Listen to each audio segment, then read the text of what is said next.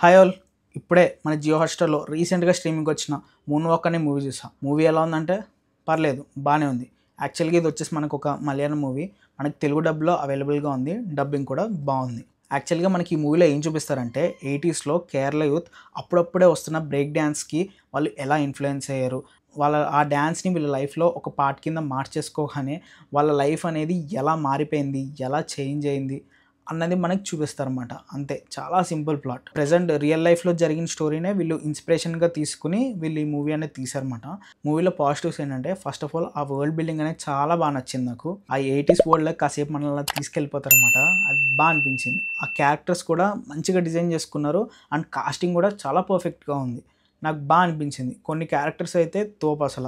చాలా natural acting చేసినట్టుగా అనిపించిందన్నమాట. యాక్చువల్‌గా మనకి మలయాళం సినిమాలంటేనే చాలా న్యాచురల్‌గా ఉంటాయి. అండ్ ఆ క్యారెక్టర్స్ కూడా చాలా న్యాచురల్‌గా పర్ఫార్మ్ చేశారు. మనకి మూవీలో ఇంకొక పాజిటివ్ ఏంటంటే మ్యూజిక్ అనేది ఈ మూవీకి చాలా ఇంపార్టెంట్ మాట. బేసిక్‌గా ఈ మూవీ వచ్చేసి మనకి డాన్స్‌కి రిలేటెడ్ కదా! ఎక్కువగా వీళ్ళు సాంగ్స్ మీద ఫోకస్ చేయకుండా మ్యూజిక్‌తో వీళ్ళకి డాన్స్ కంపోజిషన్స్ అండ్ కొరియోగ్రఫీ చేపించారన్నమాట. బావుంది. అండ్ ఇంకొకటి ఏంటంటే ఈ మూవీలో డాన్స్ కొరియోగ్రఫీ అనేది చాలా చాలా బావుంది. డాన్స్‌ని డాన్స్‌లా చూసినట్టుగా ఫీల్ వచ్చింది. మరీ ఎక్కువ జిమ్నాస్టిక్స్ కానీ ఇట్లా లేకుండా బావుంది మాట. మూవీ ఎండింగ్‌లో మైకేల్ జాక్సన్‌కి ఒక చిన్న ట్రిబ్యూట్ అనేది ఇస్తారన్నమాట. అదైతే అదిరిపోయింది. టాప్ నాచ్ పర్ఫార్మెన్స్ అది. కాసేపు అయితే నాకు ఆ పర్ఫార్మ్ చేసిన అతన్ని చూస్తుంటే మైకేల్ జాక్సన్ చూస్తున్న ఫీలింగే వచ్చిందన్నమాట.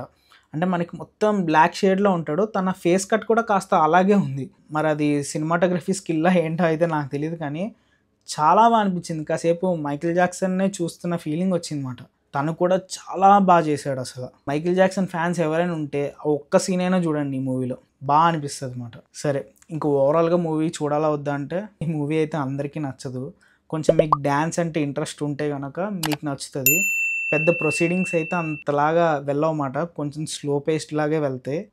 అంత ఎంగేజింగ్‌గా ఉండవు. మీరు గనక డాన్స్ లవర్స్ అయ్యి మీకు గనక డాన్స్ అనేది నచ్చితే ఈ మూవీ మీకు కొంచెం నచ్చుతదన్నమాట. సరే మరి నెక్స్ట్ వీడియోలో మళ్ళీ కలుద్దాం. అంతవరకు బాయ్.